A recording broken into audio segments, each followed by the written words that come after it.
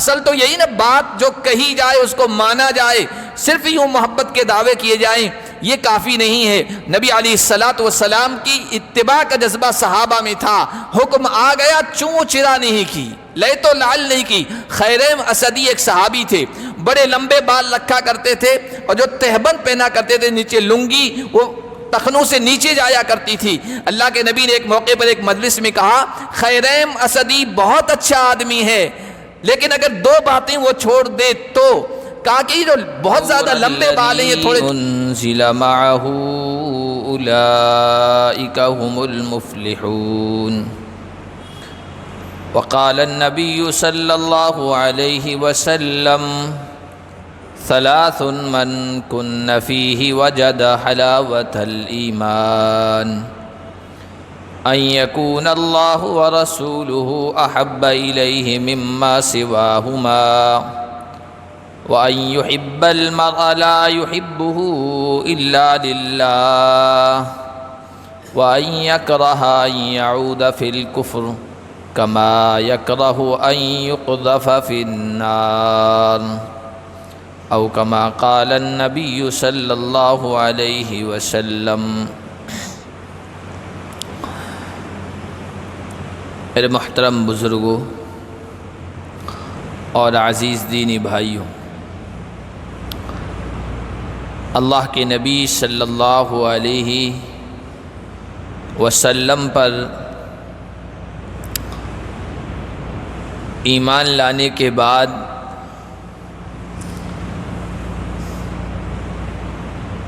ایمان بالرسول کے کچھ تقاضے ہیں۔ ان تقاضوں کو ایک ایمان والے پر پورا کرنا ضروری ہے۔ رسول صلی اللہ علیہ وسلم پر ایمان لانے کے بعد پہلا تقاضا یہ ہے کہ اللہ کی ذات کے بعد رسول اللہ صلی اللہ علیہ وسلم سے سب سے بڑھ کر محبت کی جائے، یہاں تک کہ اپنے باپ دادا، اپنا کنبہ قبیلہ برادری، اپنی اولاد، اپنی بیویوں، اپنی تجارت و کاروبار، اپنے مکان کوٹھی بنگلوں سے بھی زیادہ رسول اللہ صلی اللہ علیہ وسلم سے محبت ہونی چاہیے۔ رسول اللہ صلی اللہ علیہ وسلم کی محبت کے مقابلے میں دوسری کسی چیز کی محبت کی کوئی حیثیت نہ ہو، یہ رسول پر ایمان لانے کا تقاضا ہے۔ رسول پر ایمان لانے کا دوسرا تقاضا ہے وَعَزَّرُوهُ، نبی کی تعظیم کرنا، نبی کا ادب اور احترام کرنا، نبی کی عظمت اپنے دل میں بٹھانا، یہ رسول پر ایمان لانے کا دوسرا تقاضا ہے۔ ہمارا دین الدین کلہ ادب، دین سارا کا سارا ادب احترام کا نام ہے، تعظیم کا نام ہے۔ اللہ کا ادب، رسول کا ادب، قرآن کا ادب، مسجد کا ادب، جس رحل پہ قرآن رکھا جائے اس کا ادب، والدین کا ادب، استاذ کا ادب، دین آداب ہی کا نام ہے۔ اس لیے رسول اللہ صلی اللہ علیہ وسلم کا ادب و احترام بھی ہمارے دلوں میں ہونا چاہیے۔ آپ کا نام عزت کے ساتھ، توقیر کے ساتھ، ادب و احترام کے ساتھ لینا چاہیے۔ جب جب نام آئے آپ صلی اللہ علیہ وسلم کے ادب کا اور آپ کے حق کا تقاضا یہ ہے کہ آپ پر درود پڑھا جائے، سلام بھیجا جائے۔ روضہ رسول پر حاضری دی جائے، وہاں بھی ادباً احتراماً کھڑا ہوا جائے اور رسول اللہ صلی اللہ علیہ وسلم کی مجلس کے یا آپ کے دربار کی حاضری کے جو آداب ہیں ان کو بجا لائے۔ صحابہ کرام رضوان اللہ علیہم اجمعین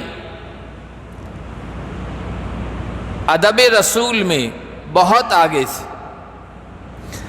حضرت ثابت ابن قیس ابن شماس ایک صحابی تھے، انصار کے خطیب کہلاتے تھے، خطیب الانصار، آواز بہت بلند تھی۔ اللہ کے نبی صلی اللہ علیہ وسلم کی مجلس میں آیا کرتے تھے، گفتگو کرتے تھے، حضور سے بات کرتے تھے تو فطری طور پر ان کی آواز بلند تھی، بولتے تھے تو زور سے بولتے تھے۔ جب قرآن کریم کی یہ آیت اتری، یا ایھا الذین آمنوا لا تقدموا بین یدی اللہ ورسولہ واتقوا اللہ، اے ایمان والو اللہ اور اس کے رسول سے آگے نہ بڑھو اور اللہ سے ڈرو، اللہ سننے والا جاننے والا ہے۔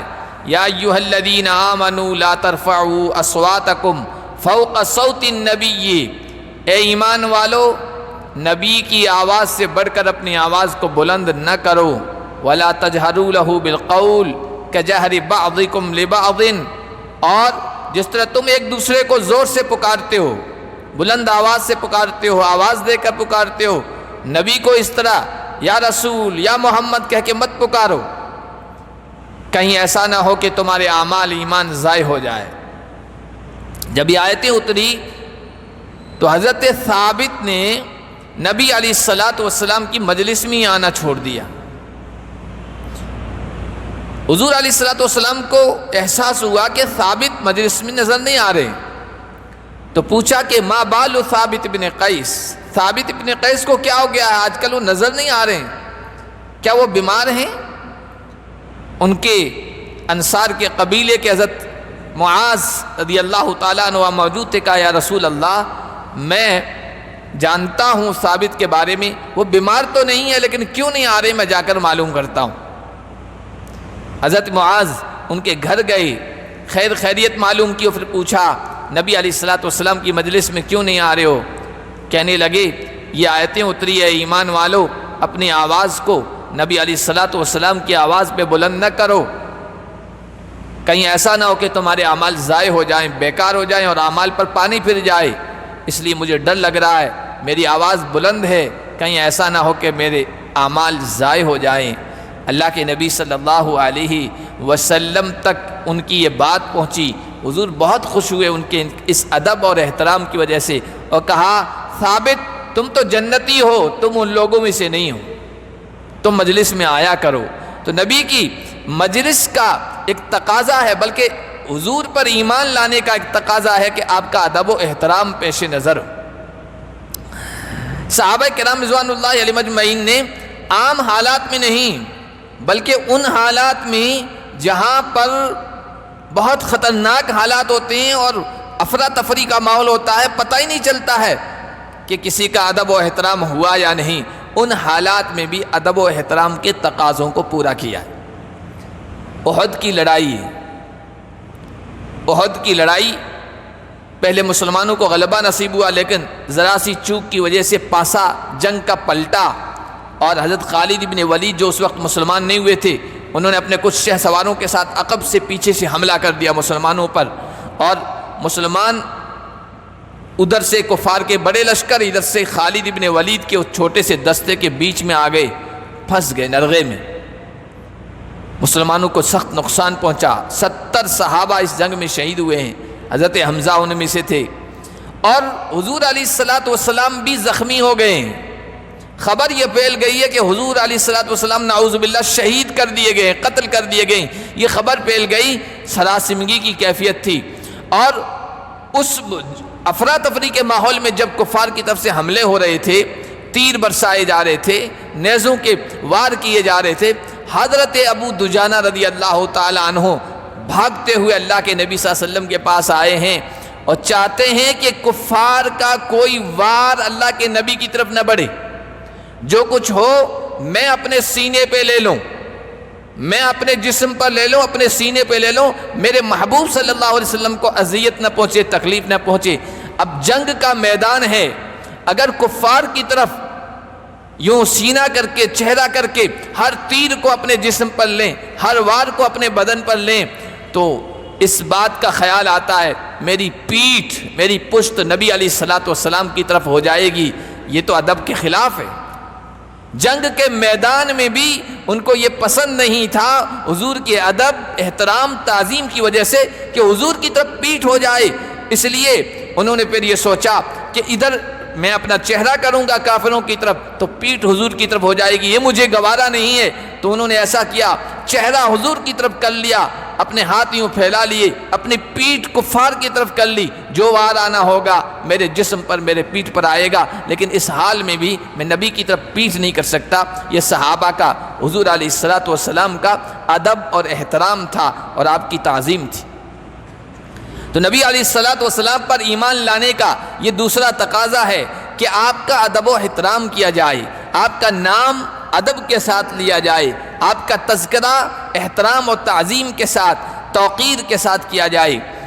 اللہ کے نبی صلی اللہ علیہ وسلم پر ایمان لانے کا جو تیسرا تقاضا ہے وہ ہے اتباع رسول۔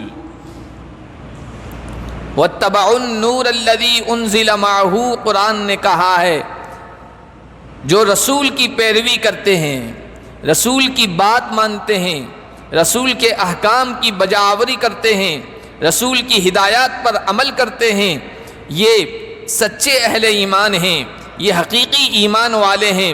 نبی علیہ الصلوۃ والسلام پر ایمان لانے کا یہ تقاضا ہے کہ آپ صلی اللہ علیہ وسلم کی اتباع کی جائے، آپ کی پیروی کی جائے، آپ کی ہدایات پر عمل کیا جائے۔ صحابہ کرام رضوان اللہ علیہم اجمعین میں اس کی یہ خوبی بھی تھی۔ حضرت عبداللہ ابن مسعود رضی اللہ تعالی عنہ ایک مرتبہ غالباً جمعہ کا وقت تھا، جمعہ کی نماز کا ٹائم تھا، جمعہ کا دن، آ رہے مسجد میں، نبی علیہ الصلوۃ والسلام خطبہ دے رہے ہیں، کچھ لوگ مسجد کے کنارے کھڑے تھے۔ اللہ کے نبی صلی اللہ علیہ وسلم نے کہا جو مسجد کے کنارے پر کھڑے ہیں وہ بیٹھ جائیں، کھڑے نہ رہیں۔ جب حضور علیہ الصلوۃ والسلام یہ جملے ارشاد فرما رہے تھے، حضرت عبداللہ ابن مسعود اپنے گھر سے مسجد کی طرف آ رہے تھے اور مسجد کے آگے جو راستہ تھا، جو سڑک تھی، اس پر سے گزر رہے تھے۔ سڑک پر تھے کہ حضور کی یہ آواز حضرت عبداللہ ابن مسعود کے کانوں میں پڑی، وہیں بیٹھ گئے کہ بھائی بیٹھ جاؤ، تو وہیں بیٹھ گئے۔ حضور علیہ الصلوۃ والسلام نے خطبے کے دوران دیکھا کہ عبداللہ ابن مسعود باہر سڑک پر بیٹھے ہیں۔ حضور نے خطبہ دیا، خطبہ مکمل کیا۔ اس کے بعد عبداللہ ابن مسعود سے پوچھا، عبداللہ تم سڑک پہ کیوں بیٹھے تھے؟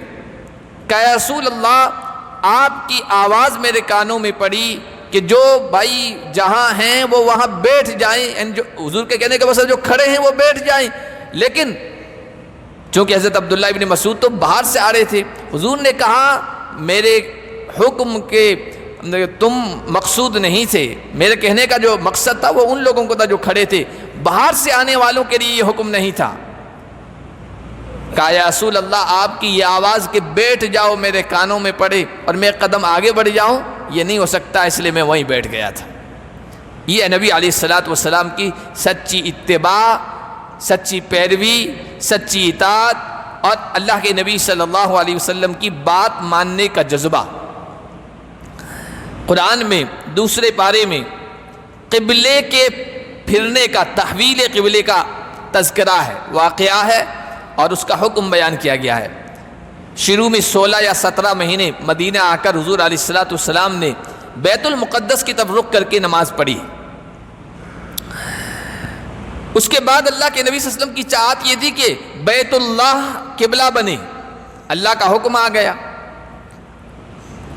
فَوَلِّ وَجْهَكَ شَطْرَ الْمَسْجِدِ الْحَرَامِ، آپ اب مسجد حرام، محترم مسجد یعنی بیت اللہ کی طرف اپنا رخ کر لیجئے۔ مسجد نبوی میں صحابہ کرام رضوان اللہ علیہم اجمعین کو حکم سنایا گیا، اللہ کے نبی صلی اللہ علیہ وسلم تحویل جب قبلہ ہوا، ایک قبلہ کا واقعہ پیش آیا، آج بھی مسجد ذوالقبلتین موجود ہے، وہاں بتایا جاتا ہے حاجیوں کو، عمرہ کرنے والوں کو کہ پہلے اس طرف کھڑے تھے، حکم آیا تو اس طرف حضور علیہ السلام نے رخ پھیر لیا تھا، اس کا نام ہی مسجد ذوالقبلتین ہے، دو قبلوں والی مسجد۔ اللہ کے نبی کے پیچھے وہاں کچھ لوگوں نے نماز پڑھی، اور اس کے بعد وہاں سے چلے ہیں، انصار کی ایک برادری، ایک قبیلہ آباد تھا، وہاں سے گزر رہے ہیں، تو وہاں پر عصر کی نماز کا ٹائم غالباً تھا، انصاری لوگ عصر کی نماز پڑھ رہے تھے۔ انہوں نے دیکھا کہ یہ لوگ ابھی تک بیت المقدس کی طرف رخ کر کے نماز پڑھ رہے ہیں، میں تو حضور علیہ السلام کے پیچھے بیت اللہ کی طرف رخ کر کے اب نماز پڑھ کے آ رہا ہوں۔ انہوں نے کہا اے انصار کے لوگوں، قبلہ تبدیل ہو گیا ہے، تمہیں کیا ہو گیا ہے، تم بیت المقدس کی طرف رخ کر کے نماز پڑھ رہے ہو، اب بیت اللہ کی طرف رخ کر لو۔ حضور علیہ السلام کا حوالہ دیا، حضور کا ریفرنس دیا، نماز ہی کے دوران فوراً انصاری صحابہ نے اپنا چہرہ بیت اللہ کی طرف رخ کر لیا۔ ہم ہوتے تو کہ بھائی نماز خراب ہو جائے گی، یہ نماز تو اسی طرح مکمل کر لیں، بعد والی دیکھیں گے، لیکن جب نبی علیہ السلام کے حوالے سے حکم آ گیا، معاملہ آ گیا، ہدایت آ گئی، آپ کا عمل آ گیا، ذرا بھی ہچکچائی نہیں، تردد نہیں کیا، پسو پیش نہیں کیا کہ کیا کریں کیا نہ کریں، فوراً اپنا چہرہ بیت اللہ کی طرف کر لیا۔ یہ صحابہ کے اتباع کا ایک جذبہ تھا۔ بخاری شریف میں روایت موجود ہے، غالباً غزوہ خیبر کے موقع پر سواریوں کی ضرورت تھی، سواری کے لیے اس وقت گھوڑے تھے، اونٹ تھے، گدھے تھے۔ یہ جو پالتو گدھے ہیں یہ پہلے لوگ کھایا کرتے تھے، ذبح کر کے ان کا گوشت استعمال کیا کرتے تھے، اور غزوہ خیبر سے پہلے تک ایسا تھا۔ غزوہ خیبر کے موقع پر صحابہ کو کھانے پینے کی اشیاء کی کمی پڑی، ضرورت پڑی، تو صحابہ نے جو گدھے تھے سواری کے لیے ان کو ذبح کر دیا۔ اللہ کے نبی صلی اللہ علیہ وسلم کے پاس صحابہ آئے، کہا یا رسول اللہ اکلت الحمر افنیت الحمر، گدھے کھائے جا رہے ہیں، وہ تو ختم ہو گئے ہیں، سواریاں کس طرح کریں گے، سفر کس طرح کریں گے؟ اللہ کے نبی صلی اللہ علیہ وسلم نے اس موقع پر صحابی سے کہا جاؤ اعلان کرو ان اللہ ورسولہ ینہاکم عن لحوم الحمر، اللہ اس کا رسول گدھوں کے گوشت سے تمہیں منع کرتا ہے۔ غالباً حضرت انس ہیں روایت کے راوی، وہ کہتے ہیں بھوک کی حالت تھی، گدھوں کو ذبح کیا گیا تھا، گوشت ہانڈیوں پر پک رہا تھا، ابل رہا تھا، پکنے کے قریب تھا، بس اب کھانے کی ضرورت تھی۔ صحابہ کرام رضوان اللہ علیہم اجمعین نے آواز سنی کہ یہ حرام قرار دیا گیا ہے، اس کا گوشت، ابلتی ہوئی ہنڈیاں وہ انڈیل دی گئی، اس کو ختم کر دیا گیا، ایک لقمہ کسی صحابی نے اپنے منہ میں نہیں لیا۔ یہ تھا اتباع کا جذبہ، یہ حضور علیہ السلام پر ایمان لانے کا تقاضا ہے کہ ہمارے دلوں میں، ہمارے قلوب میں، ہمارے اندر نبی علیہ السلام کی اتباع کا جذبہ ہو، آپ کی بات ماننے کا جذبہ ہو، آپ کی تعلیمات پر عمل کرنے کا جذبہ ہو، آپ کی ہدایات کو اپنی زندگی میں اتارنے کا جذبہ ہو۔ بخاری شریف میں ایک اور روایت موجود ہے، صحابہ کرام کیا عرب کے سارے لوگ، شراب ان کی گھٹی میں پڑی تھی۔ گھٹی کا مطلب ہے بچہ پیدا ہوتا ہے تو کچھ نہ کچھ اس کو چکھاتے ہیں، گھٹی دیتے، تو شراب گھٹی میں دی جاتی تھی، یہ مثل مشہور ہے، یعنی شراب ان کی عادت میں رچی بسی ہوئی تھی، شراب کو چھوڑ نہیں سکتے تھے۔ اللہ کے نبی صلی اللہ علیہ وسلم نے بھی شروع میں شریعت نے پابندی نہیں لگائی، مدینے میں غالباً 2 سال اس طرح گزرے۔ غزوہ احد 2 ہجری کو ہوا، 2 ہجری کو ہوا ہے۔ غزوہ احد میں بعض ایسے صحابہ بھی شہید ہوئے تھے جنہوں نے شراب پی رکھی تھی، کیونکہ شراب کی حرمت ابھی نازل نہیں ہوئی تھی، شراب حرام نہیں ہوا تھا۔ لیکن حضرت انس کہتے ہیں میرے والد ابو طلحہ کے یہاں پارٹی سجی ہوئی تھی شراب کی، دوست و احباب آئے ہوئے تھے، اور مدینے کی فضیخ شراب تھی، اس کو میں گلاسوں میں جام میں بھر بھر کے لوگوں کو پلا رہا تھا۔ اتنے میں لوگوں نے سنا، میرے والد نے سنا باہر سے کچھ آواز آ رہی. کہا انس جاؤ دیکھو آواز کیسی ہے. حضرت انس کہتے میں باہر گیا تو دیکھا کہ آواز یہ لگائی جا رہی ہے، اے مدینے کے لوگوں، اللہ اور اس کا رسول تمہیں شراب پینے سے منع کرتے ہیں. اب حرمت الخمور، شراب حرام کر دی گئی ہے. حضرت انس کہتے ہیں جام بھرے ہوئے تھے، یہ آواز سنی، پارٹی میں بیٹھے ہوئے لوگوں نے ہونٹوں تک گلاس جام پہنچا ہوا تھا اور آواز سنی، اللہ کے نبی کا یہ اعلان سنا. وہ شراب کے عادی تھے، شراب ان کی گھٹی میں پڑی ہوئی تھی، کوئی چیز چھڑائی جاتی ہے آہستہ آہستہ چھڑائی جاتی ہے اور چھوڑنا بہت مشکل ہوتا ہے. لیکن صحابہ نے یہ نہیں کہا کہ ابھی پی لیتے ہیں اس کے بعد دیکھیں گے، حکم تو اب آیا ہے نا، یہ تو سب ہم نے پہلے سے تیار کر رکھی ہے. نہیں، جام پھوڑ دیے، توڑ دیے، مٹکے پھوڑ دیے گئے. صحابہ فرماتے ہیں مدینے کی گلیوں میں اس اعلان کے بعد شرابوں کے جو مٹکے پھوڑے گئے، گلیاں جو ہے شراب کی وجہ سے بھیگ گئی، تر ہو گئی، ہر طرف شراب ہی شراب تھی. یہ صحابہ کرام کا اتباع رسول کا جذبہ تھا، نبی علیہ السلام کی بات ماننے کا جذبہ تھا. اصل جو چیز ہے نا وہ اتباع ہے، اصل جو چیز ہے وہ اتباع ہے، وہ فالو کرنا ہے، وہ بات کو ماننا ہے. کسی نے کہا کہ تعص النبی وانت تظہر حبہ ان ھذا محال فی القیاس لبدیع لو کان حبک صادقا لاطعتہ ان المحب لمن یحب مطیع.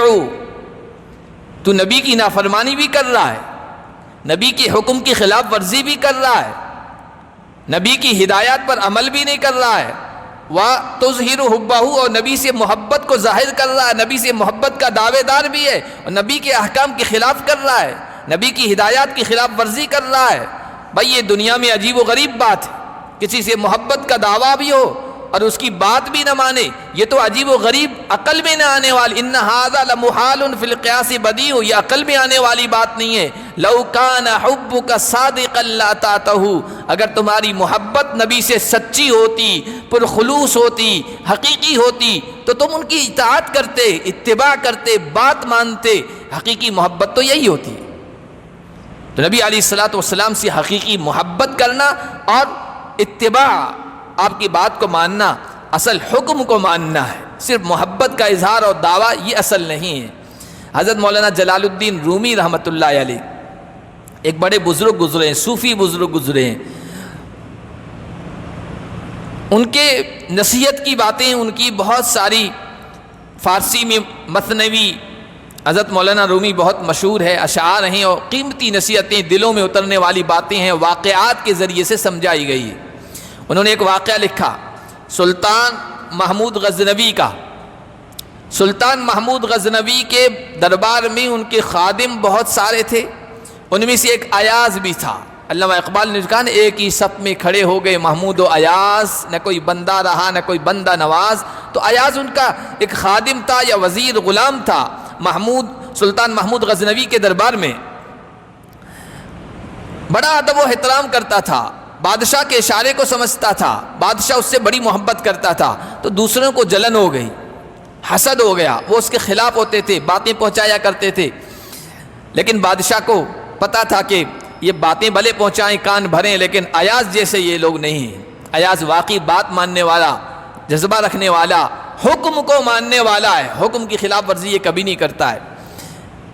جب شکایتیں زیادہ پہنچی تو ان کو بتلانے کے لیے، شکایت کرنے والوں کو بتلانے کے لیے کہ میں ان کو محبوب کیوں رکھتا ہوں، امتحان لیا.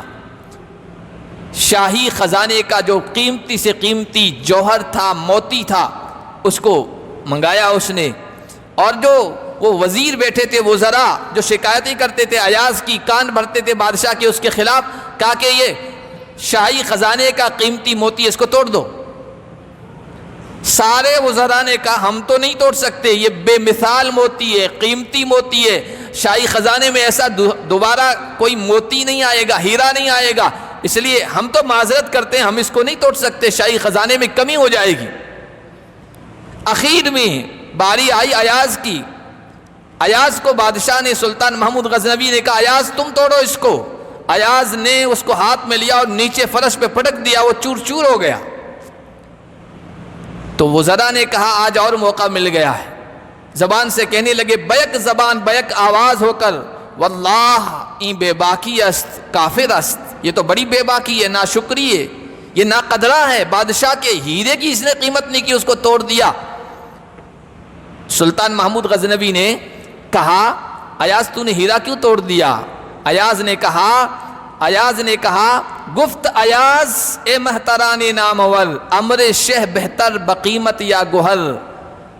ایاز نے کہا اے وزراء وزیروں، بادشاہ کا حکم زیادہ قیمتی ہے یا ہیرا موتی قیمتی ہے؟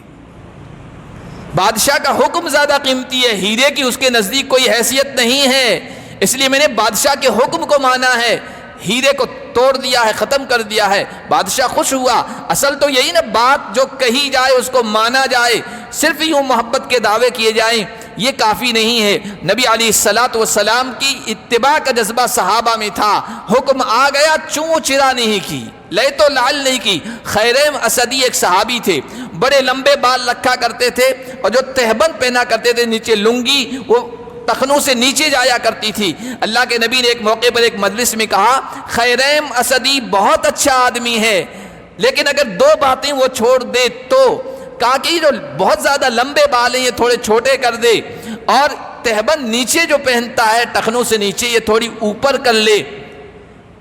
بہت اچھا آدمی اگر یہ دو باتیں نہ ہو۔ اب ایک آدمی کا شوق ہے بڑے لمبے بال رکھنا، فیشن کو اختیار کیے ہوئے، فیشن کو چھوڑنا بہت مشکل کام ہوتا ہے۔ تہبند نیچے لٹکانا اس زمانے کا فیشن تھا، لیکن جب ان تک یہ بات پہنچی کہ حضور نے مجلس میں تمہارے بارے میں یہ کہا ہے، بغیر چوں چرا کے گئے ہیں، قینچی لی ہے اور اپنے بال کاٹ دیے ہیں اور اپنی تہبند اوپر کر دی ہے۔ صحابہ فرماتے ہیں اس کے بعد ہم نے ان دو چیزوں کو ان میں نہیں دیکھا، ساری چیزوں کو نبی علیہ الصلوۃ والسلام کی اتباع میں، آپ کی پیروی میں، آپ کے حکم کی تعمیل میں قربان کر دیا۔ یہ ہے اتباع، یہ ہے اصل چیز۔ جب مسلمانوں میں حضور کی تعلیمات، ہدایات عملی طور پر آئے گی، پریکٹیکل لائف میں، عملی زندگی میں آئے گی، تب جا کے ہمیں کامیابی ملے گی۔ جو اللہ اور اس کے رسول نے کہا اولئک هم المفلحون، جو نبی کی پیروی کریں گے وہ لوگ کامیاب ہیں۔ اب ایک واقعہ چھوٹا سا میں بیان کرتا ہوں۔ حضرت عمرو بن عاص گورنر رہے، مصر کے گورنر، مصر کو فتح بھی انہوں نے کیا ہے۔ جب مصر میں قلعے کا گھیراؤ کیا، وہاں کا جو بادشاہ تھا وہ مقوقس تھا، قلعے کا گھیرا کیا تو وہ قلعے سے نکلا اور دریائے نیل کے بیچ میں ایک محلہ تھا، روضہ نام تھا اس کا، وہ جزیرے کی طرح تھا، ٹاپو کی مانند تھا، اس میں قلعہ تھا، اس میں جا کے وہ پناہ گزین ہو گیا، اس میں جا کے وہ بحفاظت اپنے آپ کو یوں سمجھ لگا میں یہاں محفوظ ہوں، اب یہاں یہ نبی کے صحابہ نہیں پہنچ سکتے۔ اور جو پل تھا اس تک پہنچنے کے لیے اس نے وہ توڑوا دیا، توڑ دو تاکہ یہ لوگ وہاں تک نہ پہنچ سکیں۔ پل توڑنے کے بعد حضرت عمرو بن عاص کے پاس پیغام بھیجا، اس سے پہلے روم کا جو اس وقت کا پاورفل حکمراں تھا، رومی حکومت شہنشاہیت تھی، اس کو کہا کہ یہ ہمارے اوپر حملہ کرنے والے ہیں، تم ان کے پیچھے سے حملہ کر دینا۔ رومی فوج سے مدد طلب کی۔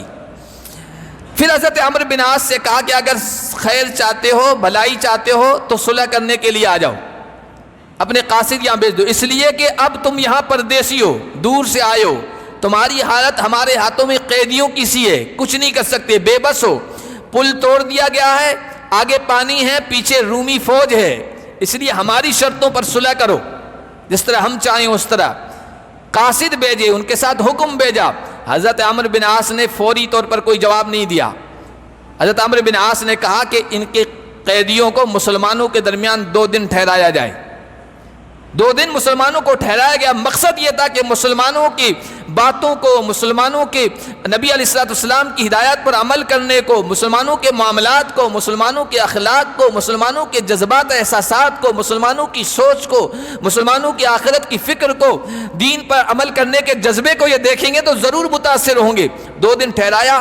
ادھر مقوقس کو یہ خطرہ ہوا کہ قاصد واپس کیوں نہ آئے، کہیں مسلمانوں نے قتل تو نہیں کر دیا۔ 2 دن کے بعد قاصد ایلچی وہاں پہنچے اس کے دربار میں، کہا کیا پیغام لائے ہو؟ کہا عمرو بن عاص نے تو یہ کہا ہم نے جو پہلے پیغام دیا تھا اب بھی وہی ہے، چاہے تم کتنی دھمکیاں دو، یا تو اسلام قبول کرو، یا جزیہ دو، ماتحت بن کے رہو، یا پھر جنگ ہے، بس ان 3 آپشن کے علاوہ کوئی آپشن نہیں ہے۔ تو مقوقس نے پوچھا تم نے 2 دن وہاں گزارے مسلمانوں کو کیسا پایا؟ اب جو ایلچی کہہ رہے ہیں نا دیکھو وہ ہے اصل. کہنے لگے رأیت اقواما الموت احب الى احدهم من الحیات، ہم نے ایسے لوگ دیکھے ہیں جن کو دنیا سے زیادہ موت پسند ہے، محبوب ہے. والتواضع احب الیہم من الرفع، اپنے آپ کو چھوٹا سمجھنا، اپنے آپ کو بڑا سمجھنے سے ان کو زیادہ محبوب اور پسندیدہ ہے. لیس لأحدہم فی الدنیا رغبۃ ولا نہمہ، دنیا کی کوئی خواہش اور دنیا کی کوئی حرص و لالچ ان کے دلوں میں نہیں ہے.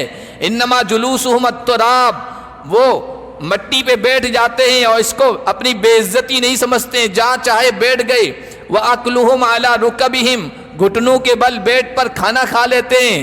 لوگ اس کو ذلت سمجھتے تھے، یعنی اتنی عاجزی ہے، سادگی ہے ان میں. وَأَمِيرُهُمْ كَوَاحِدٍ مِّنْهُمْ، ان کا جو امیر ہے، قائد ہے، لیڈر ہے، وہ نہیں پہچانا جاتا ہے کون امیر ہے، سب ایک طرح کے ہیں. مَا يُعْرَفُ رَفِيعُهُمْ مِنْ وَزِيهِمْ، کون اونچا ہے کون نیچا ہے، کون بلند و بالا ہے کون زیریں ہے، پتہ نہیں چلتا ہے.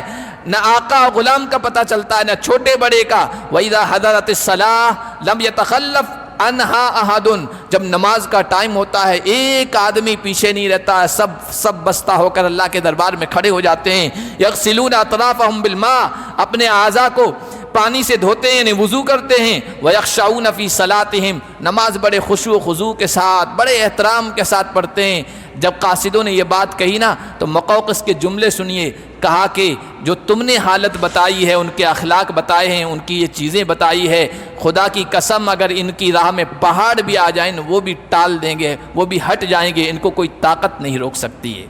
یہ نبی کی ہدایات پر عمل کرنے کا یہ اثر تھا کہ دشمن بھی کہا کرتا تھا یہ ان کو عزت ملے گی، ترقی ملے گی، یہ آگے بڑھتے چلے جائیں گے، ان کو کوئی ہرا نہیں سکتا ہے. یہ ہے نبی پر ایمان لانے کا سب سے اہم تقاضا کہ آپ کی اتباع کی جائے، پیروی کی جائے اور آپ کی ہدایات پر عمل کیا جائے. اللہ پاک ہم سب کو ان تقاضوں پر عمل کرنے کی توفیق عطا فرمائے.